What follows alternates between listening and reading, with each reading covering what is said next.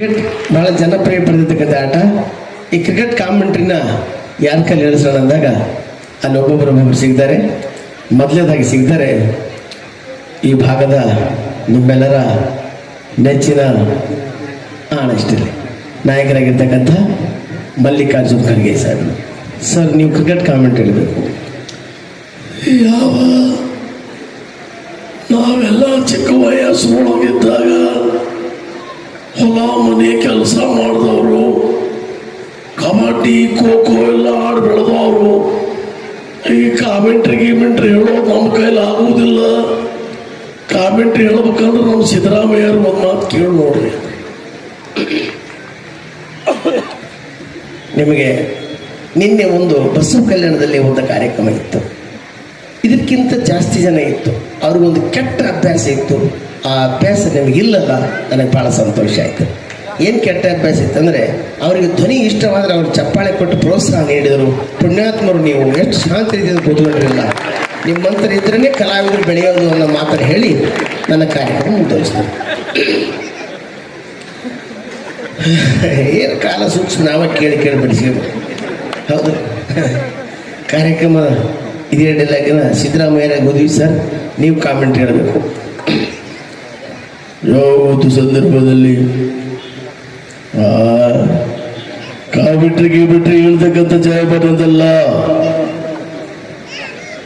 5 ದಿನಗಳ ಟೆಸ್ಟಿಂದ ಯಾವ ರೀತಿಯಾಗಿ ಬ್ಯಾಟಿಂಗ್ ಮಾಡಬೇಕಂತ 2 ಸಾರಿ ತೋರಿಸ್ತಾ ಇರೋದು ನಾನು. ನಮ್ಮ ಬಗ್ಗೆ ಕಾಮೆಂಟ್ರಿ ಹೇಳೋರು ಭಾಳ ಜನ ಇದ್ದಾರೆ. ಕಾಮೆಂಟ್ರಿ ಹೇಳ್ಬೇಕಂದ್ರೆ ದೇವೇಗೌಡರು ಕೇಳ್ಕೊಂಡು ಹೋಗ್ತೀನಿ. ಆಯ್ತು ರೀ ಸರ್, ಈಗ ಒಂದು ಲೈನ್ ಬಂತು. ದೇವೇಗೌಡರು ಕಾಮೆಂಟ್ ಹೇಳಬೇಕು. ಅಲ್ಲ ಸ್ವಾಮಿ, ಕಾಮೆಂಟ್ ಹೇಳಿ ನನಗೆ ಆಗುತ್ತೇನ್ರಿ? 90 ವಯಸ್ಸಿನಲ್ಲಿ ಕಾಮೆಂಟ್ ಹೇಳುವಂತಲ್ಲರಿ. ಸರ್, ಕ್ರಿಕೆಟ್ ಬಗ್ಗೆ ನಿಮ್ಗೇನು ಗೊತ್ತು? ಎಲ್ಲ ಗೊತ್ತು ಸ್ವಾಮಿ. ಏನು ಗೊತ್ತು? ಯಾವ ಸಂದರ್ಭದಲ್ಲಿ ಯಾವ ವಿಕೆಟನ್ನ ಯಾವ ರೀತಿ ತೆಗಿಬೇಕಂತ ಗೊತ್ತು. ಈ ದೇವೇಗೌಡರು ಪ್ರಧಾನಿ ಮಂತ್ರಿ ಇದ್ರು, ಟೆರರಿಸ್ಟ್ ಬಾಂಬ್ ಹಾಕಬೇಕಂತ ಬಂದ್ಬಿಟ್ರು. ಅವ್ರ ಆಫೀಸಿಗೆ ಅಟ್ಯಾಕ್ ಮಾಡಿದ್ರು. ಟೆರರಿಸ್ಟ್ ಅಂಜಿ ಓಡೋಗ್ಬಿಟ್ರು. ಓಡೋಗಲ್ಲಿ ಅವ್ರಿಗೆ ಹೇಳಿದ್ರಂತ ಏನಂತ, ಈ ಭಾರತದ ಪ್ರಧಾನಿ ಸಾಮಾನ್ಯ ಇಲ್ಲ, ಭಾಳ ಡೇಂಜರ್ ಅಣ್ಣ.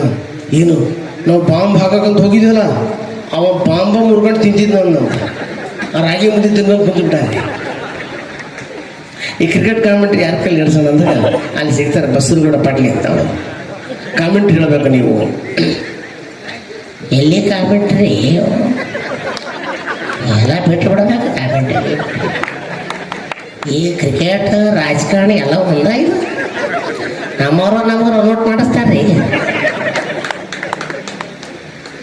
ನೆಕ್ಸ್ಟ್ ಮ್ಯಾಚ್ಗೆ ಇರ್ತೀವಂತ ಗ್ಯಾರಂಟಿ ಇರೋದಿಲ್ಲ. ಮ್ಯಾಚ್ 2020 ನೋಡಿ ಅಲ್ಲ, 14 ವರ್ಷ ನಾವು ಸೆಂಚುರಿ ಹೊಡಬಿಟ್ಟಲ್ಲ. 24 ವರ್ಷ ಹುಡುಗರು ಬೇರೆ ತಗೊಂಡ್ಬಿಟ್ರಲ್ಲ. ಅದಕ್ಕೆ ಕಾಮೆಂಟ್ರಿ ರೊಕ್ಕ ಕೊಟ್ಟರೆ ಕ್ಯಾಚ್ ಹಿಡಿತಾವ, ರೊಕ್ಕ ಕೊಟ್ಟರೆ ಕ್ಯಾಚ್. ಇವೆಲ್ಲ ಹೇಳ್ಬೇಕಂದ್ರೆ ಬಾಬುರಾವ್ ಚಿಂಚನ್ಸೂರು ಕೇಳ್ಕೊಡ್ರಿ. ಬಾಬುರಾವ್ ಚಿಂಚನ್ಸೂರು ಸರ್, ನೀವು ಕಾಮೆಂಟ್ ಹೇಳಬೇಕು. ಇವತ್ತಿನ ದಿವಸ ಅಂಬಿಗರು ಚೌಡೇನವ್ರು ಹಿಡಿದಾರು. ಮನುಷ್ಯ ಹುಟ್ಟಿ ಬಂದ ನಂತರ ಬೆಳಕಿನ ಆಕಾರ ತೆಗಿರ್ಬೇಕು ಅಂತ ಅಂಬಿಗರು ಚೌಡೇನವ್ರು ಹಿಡಿದರು. ಯಾವ ರೀತಿ ಮೇಣಬತ್ತಿ ಕ್ಯಾಂಡಲ್ ಚಿಮ್ನಿ ತನ್ನನ್ನು ತಾನು ಸುಟ್ಟುಕೊಂಡು ಸುತ್ತಮುತ್ತ ಜನಕ್ಕೆ ಬೆಳಕು ಕೊಡ್ತದೆ. ಬಾಬುರಾವ್ ಚಿಂತನ್ಸು ನನ್ನನ್ನು ನಾನು ಸುಟ್ಕೊಂಡು ರಾಜ್ಯ ನೋಡು ಹೊರತ ಹೊಡೆದು ಸ್ವಯಂ ಅಂತ. ಆಯ್ತು ಮತ್ತೆ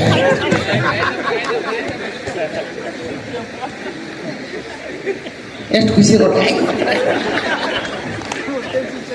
ಮುತ್ತವರೇ, ಈಗ ಒಳಗೆ ಕುಂದ್ರಿಸಿ ನನಗೆ ಮಾತಾಡ್ಸೋದು ಹೃದಯದಾಗ ನಾಟಿರಂಗಾಗ್ಯದ. ನಿಮ್ಮ ಆಶೀರ್ವಾದ ಇದ್ರೆ ಮುಖ್ಯಮಂತ್ರಿ ಆಗಿರ್ತಾರೆ. ಅಲ್ಲಿಂದ ಮತ್ತೆ ಪ್ರಮಾಣ ವಚನ ಸ್ವೀಕಾರ ಮಾಡಿ ಹೊಂಟು ಅಂದ್ರೆ ಮುಂದೆ 2,000 ಹಿಂದೆ 2,000 ಸೆಕ್ಯೂರಿಟಿ ಬ್ಯಾಂಕ್ ಸ್ವೈ ಹೊಟ್ಟ. ಇದೇ ಕ್ರಿಕೆಟ್ ಕಾಮೆಂಟ್ರಿನ ಇನ್ಯಾರ ಕಲ್ಯಾಣ ಸರ್ ಅಂದಾಗ ಅಲ್ಲಿ ಸಿಗ್ತಾರೆ ಯಡಿಯೂರಪ್ಪನವರು. ಸರ್, ನೀವು ಕ್ರಿಕೆಟ್ ಕಾಮೆಂಟ್ ಹೇಳಬೇಕು. ಯಾವ ಒಂದು ಸಂದರ್ಭದಲ್ಲಿ ಕಾಮೆಂಟ್ರಿ ಹೇಳ್ತಕ್ಕಂಥ ಜಯ ಬಂದಲ್ಲ. ನಿಮಗೆಲ್ಲ ಗೊತ್ತಿರ್ಬೋದು. ಭಾರತೀಯ ಜನತಾ ಪಕ್ಷ ಬಂದ ನಾನು ಕೆಳ ಮುಖಾಂತರ ಕಟ್ಟಿರ್ತಕ್ಕಂಥ ವ್ಯಕ್ತಿ, ರೈತರ ಕುಟುಂಬದಿಂದ ಬಂದಿರ್ತಕ್ಕಂಥವ್ರು, ರೈತರ ಹೋರಾಟ ಮುಖಾಂತರ ಬಂದಿರ್ತಕ್ಕಂಥವ್ರು. ನನ್ನ ಬಗ್ಗೆ ಬಹಳ ಜನ ಕಾಮೆಂಟ್ ಹೇಳ್ತಾ ಇರ್ತಾರೆ. ನಾನು ಯಾರ ಬಗ್ಗೆ ಕಾಮೆಂಟ್ ಹೇಳಿದೆ? ಕಾಮೆಂಟ್ ಹೇಳಬೇಕಾದ್ರೆ ಧರ್ಮ್ ಸಿಂಗ್ ಸಾಹೇಬ್ರನ್ನ ಕೇಳ್ಕೊಂಡ್ರಿ. ಧರ್ಮ್ ಸಿಂಗ್ ಸಾಹೇಬ್ರು ಒಂದು ಸ್ವಲ್ಪ ನೆನಪು ಮಾಡ್ಕೊಳ್ಳೋಣ ಸರ್, ನೀವು ಕಾಮೆಂಟ್ ಹೇಳಬೇಕು. ಈ ಕಬಡ್ಡಿಗೆ ಬಿಟ್ಟು ಹೇಳೋದು ತಮ್ಮ ಕೈಲಿ ಆಗೋದಿಲ್ಲ. ಇರ್ಪ ನಾವೆಲ್ಲ ಚಿಕ್ಕ ವಯಸ್ಸುಳಗ ಕಬಡ್ಡಿ ಖೋ ಖೋ ಎಲ್ಲ ಆಟ ಆಡಿದವರು. ನೀವು ಕಬಡ್ಡಿ ಹೇಳಿದ್ರಿ, ನಾಳೆ ಬಂದು ಭರತನಾಟ್ಯ ಮಾಡಿರಿ ಅಂತೀರಿ. ಇವೆಲ್ಲ ನಮ್ಮ ಕೈಲಿ ಆಗೋದಿಲ್ಲ. ಕುಮಾರಸ್ವಾಮಿ ಕೇಳ್ಕೊಡ್ರಿ. ಕುಮಾರಸ್ವಾಮಿ ಇದ್ರೆ ಸರ್ ನೀವು ಕಾಮೆಂಟ್ ಹೇಳಬೇಕು. ಯಾವ ಒಂದು ಸಂದರ್ಭದಲ್ಲಿ ಒಂದು ಮಾತನ್ನು ಹೇಳಲಿಕ್ಕೆ ಬಯಸ್ತೀವಿ ನಾವು. ಇವತ್ತು ನಿಮಗೆಲ್ಲ ಗೊತ್ತಿರ್ಬೋದು, 2020 ಯಾವ ರೀತಿ ಮೊದಲು ಬ್ಯಾಟಿಂಗ್ ಮಾಡಬೇಕಂತ ತೋರಿಸ್ಕೊಟ್ಟವನೇ ನಾನು. ಈ ಕಾಮೆಂಟ್ರಿ ಹೇಳೋದು ನನ್ನ ಕೈಲಾಗಲ್ಲ, ಬೇರೆ ಯಾರಾಗಾದ್ರೂ ಕೇಳ್ಕೊಳ್ಳಿ. ಅಲ್ಲಿ ಸಿಗ್ತಾರೆ ಖ್ಯಾತ ಪತ್ರಿಕೆ ಸಂಪಾದಕರಾಗಿರ್ತಕ್ಕಂಥ ರವಿ ಬೆಳಗೆರೆ ಅವರು. ರವಿ ಬೆಳಗೆರೆ ಅವ್ರ ಧ್ವನಿ ಯಾವ ಥರ ಇದೆ? ಅವ್ರ ಧ್ವನಿ ಇಷ್ಟವಾದ ನೀವು ಚಪ್ಪಾಳೆ ಕೊಡಿ. ಪ್ರಿಯ ವೀಕ್ಷಕರೇ, ನಾನಿನ್ನ ರವಿ ಬೆಳಗೆರೆ ಮಾಡುವ ನಮಸ್ಕಾರ. ಒಂದಿನ ಸಂಜೆ ಜಯನಗರದಿಂದ ಸೌತ್ ಎಂಡ್ ಹೋಗುವ ಸಂದರ್ಭದಲ್ಲಿ ಒಂದು ಸಿಗ್ನಲ್ ನಲ್ಲಿ ನನ್ನ ಗಾಡಿನ ಸ್ಟಾಪ್ ಮಾಡ್ತೀನಿ. ಒಬ್ಬ ಹುಡುಗ ಬಂದು ಕೇಳ್ತಾನೆ, ಸರ್ ನಾನು ನಿಮ್ಮ ಜಿಲ್ಲೆಯವನು, ಬಿಡಿಬಿಟ್ಟಾಗೆಲ್ಲ ನಿಮ್ಮ ಪತ್ರಿಕೆ ಓದ್ತೀನಿ, ನನ್ನ ಹೆಸರು ಕೊಟ್ರೀಶಿ ಅಂತಾನೆ. ಟಿವಿ ನೈನ್ನವರು ಹೀಗೂ ಅದ್ರ ಮುಂದೆ ನೀವು ಹೇಳ್ರಿ. ಅವ್ರಿಗೆ ಕ್ರಿಕೆಟ್ ಕಾಮೆಂಟ್ ಕೊಟ್ಟು ಹೆಂಗೆ ಹೇಳ್ತಾರೆ ನೋಡ್ರಿ. ವಿಸ್ಮಯಕಾರಿ ಪ್ರಪಂಚದ ಮಧ್ಯದಲ್ಲಿ ಹಲವಾರು ವಿಷಯಗಳು ಕಣ್ಣಿಗೆ ಕಂಡು ಮನಸ್ಸಿಗೆ ತಿಳಿದಂಗೆ ಒಟ್ಟುತ್ತವೆ.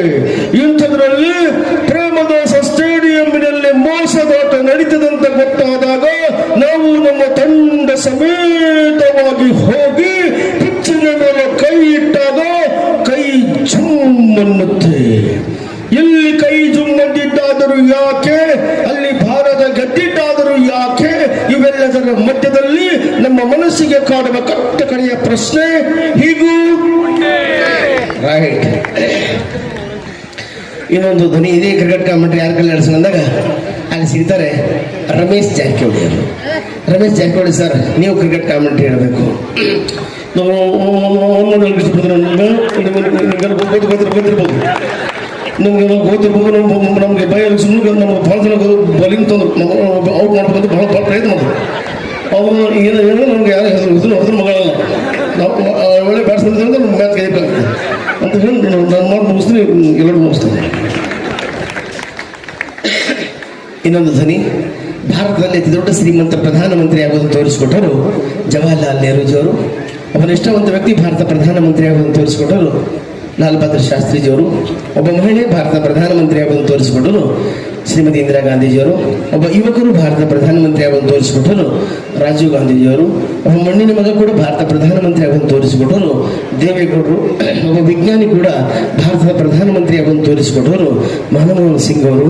ಒಬ್ಬ ಚಹಾ ಮಾಡ್ತಕ್ಕಂಥ ವ್ಯಕ್ತಿ ಕೂಡ ಭಾರತದ ಪ್ರಧಾನಮಂತ್ರಿ ಆಗೋದನ್ನು ತೋರಿಸಿಕೊಟ್ಟರು ನರೇಂದ್ರ ಮೋದಿ ಅವರು. ಈಗ ಹುಮನಾಬಾದ್ ನಗರಕ್ಕೆ ಒಂದ್ಸರಿ ಮೋದಿಯವರಿಗೆ ಚಪ್ಪಳೆ ಕೊಡ್ತಾರೆ. भारत के सवा सौ देश खंडवासियों में भाई और बहनों, महात्मा गांधी जी के जन्मदिन अवसर पर हमने नया अभियान शुरू किए थे। स्वच्छता आंदोलन में आप सब भाग लिए, बहुत बहुत धन्यवाद है आपका। मित्रों, भारत कोई भूमि का टुकड़ा नहीं है, ये जीता जागता राष्ट्र पुरुष है। ये अर्पण का भूमि है, ये तर्पण का भूमि है, ये वंदन का धरती है, अभिनंदन का धरती है। यहाँ की नदियां हमारे लिए पवित्र गंगा माता है। हम जिएंगे तो भारत के लिए, मरेंगे तो भारत के लिए। मरने के बाद भी गंगा जल में बहते हुए अस्थियों को कोई कान लगाकर सुनेगा तो ये की आवाज आएगी, भारत माता की। हम साथ में चले, मिलकर चले, मिलकर के इस यात्रा महोत्सव को आगे बढ़ाएंगे। मित्रों, बहुत बहुत धन्यवाद है आपका। ನಿಮ್ಮ ಮಕ್ಕಳ ಉಜ್ವಲ ಭವಿಷ್ಯಕ್ಕಾಗಿ ಶ್ರೀ ಶಾಬ್ರ ರೇಣುಕಾ ವೀರ ಗಂಗಾಧರ ಶಿವಾಚಾರ್ಯರ ಮಾರ್ಗದರ್ಶನದಲ್ಲಿ ನಡೆಯುತ್ತಿರುವ ಶ್ರೀ ಶಿವಯೋಗಿ ವಿದ್ಯಾಲಯ ಶಾಲೆಯಲ್ಲಿ ದಾಖಲಾತಿ ಪಡೆಯಿರಿ. ಇಲ್ಲಿ 1ನೇ ತರಗತಿಯಿಂದ 10ನೇ ತರಗತಿಯವರೆಗೆ ಪ್ರವೇಶ ಪ್ರಾರಂಭವಾಗಿದ್ದು ಉನ್ನತ ಗುಣಮಟ್ಟದ ಶಿಕ್ಷಣದ ಜೊತೆಗೆ ಆಟ, ಯೋಗಾಸನ, ಡ್ಯಾನ್ಸ್, ಕರಾಟೆ ತರಬೇತಿಯೂ ನೀಡಲಾಗುತ್ತದೆ. 5ನೇ ತರಗತಿಯಿಂದ 10ನೇ ತರಗತಿಯವರೆಗೆ ವಸತಿ ಸೌಲಭ್ಯವೂ ಕೂಡ ಲಭ್ಯವಿದೆ. ನುರಿತ ಶಿಕ್ಷಕರಿಂದ ಬೋಧನೆ ನೀಡಲಾಗುತ್ತದೆ. ಎಸ್ಎಸ್ಎಲ್ಸಿಯಲ್ಲಿ ಈ ಶಾಲೆಯ ಫಲಿತಾಂಶವು 100%ವಾಗಿದೆ. ಹಾಗಿದ್ರೆ ತಡೆಯಾಕೆ ಇಂದೇ ಭೇಟಿ ನೀಡಿ ಶ್ರೀ ಶಿವಯೋಗಿ ವಿದ್ಯಾಲಯ ಹುಮ್ನಾಬಾದ್. ಹೆಚ್ಚಿನ ಮಾಹಿತಿಗಾಗಿ ಸಂಪರ್ಕಿಸಿ 8747071091 ಅಥವಾ 9164643288.